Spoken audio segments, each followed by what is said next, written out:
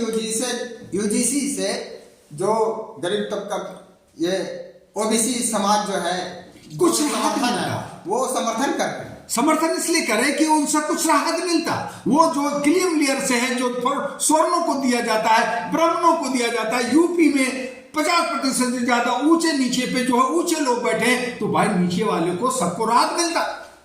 लेकिन अब इन्होंने खारिज कर दिया, अब नीचे वाले को कुछ नहीं मिलेगा, उन्हीं को मिलेगा। आज सुप्रीम कोर्ट में देखिए, बड़े बड़े सीटों पे देखिए कौन बैठे।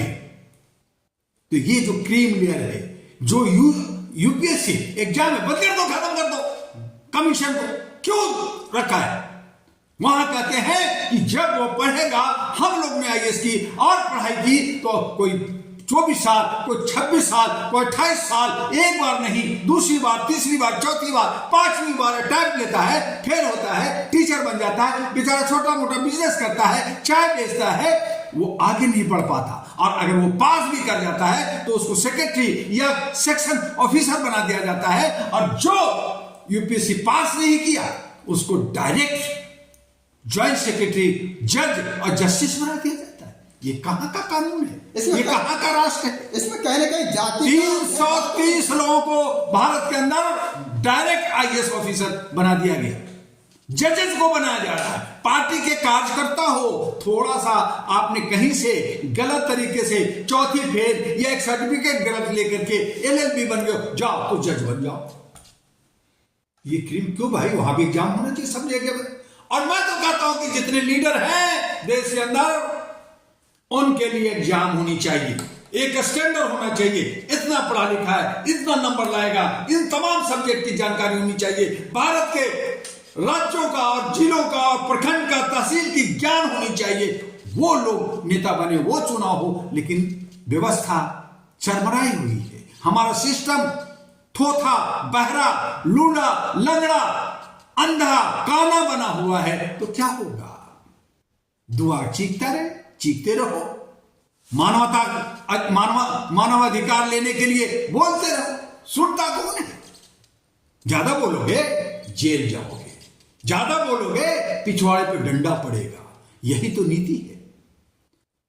तो ये नीति सोचना होगा। इसलिए किसी को हक नहीं मिल रहा। यूजीसी के अंदर जो हक चाहे गलती से दिया, जैसे दिया सरकार ने दिया था, ये हमारे सभी के हक के लिए, नीचे पिछड़े वालों के लिए हक के लिए था, जो छीन लिया गया है। इसलिए अब ये लोग शोर मचा रहे हैं, वो सुनने वाला नहीं है। तो ये ढाक के 3 बात हो गया।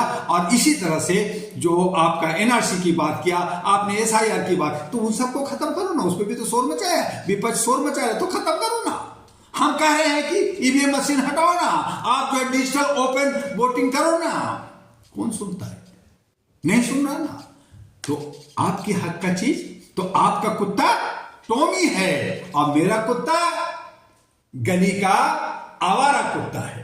तो ये कहानी चल रही है। और इस तरह से जो मानवाधिकार का हनन हो रहा है, जो राष्ट्र और विदेश और पूरे विश्व के अंदर ये जो तोड़ फोड़ हो रहा है, और ये जो विश्व युद्ध का चलन है, एक देश दूसरे देश से लड़ रहा है, एक समाज दूसरे समाज से लड़ रहा है, एक जात दूसरे जात से लड़ रहा है, धर्म के अंदर हानियां हो रही है, उन तमाम चीजों पर अब कहीं मानवता नहीं। और फिर कहते हैं ये कलयुग है, कलयुग में ऐसा ही होगा।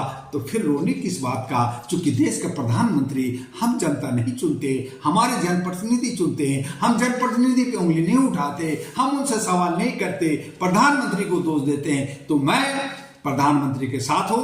प्रधानमंत्री हम नहीं बनाते, प्रधानमंत्री पे दोष देना नहीं चाहिए, गृह मंत्री पे दोष को नहीं देना चाहिए, बल्कि दोष देना है तो अपने जनप्रतिनिधि लीडर, जिसको आप विधायिका, जिसको आप सांसद बनाते हैं, जिसको आप पार्षद बनाते हैं, क्षेत्र में, आपका क्षेत्र में नहीं आता, आपके क्षेत्र को नहीं देखता, आपकी समस्या को नहीं देखता, आप उस पर आवाज उठाइए। और संविधान की तरह से जहां पे आरक्षण, ये लोग फलना डिगना जो भी है, ये खत्म करते हुए योग्यता के आधार पर जो गरीब है उनको आर्थिक मदद दे करके आगे बढ़ाए, तो मैं समझ सकता हूं कि राष्ट्र बहुत आगे जाएगा।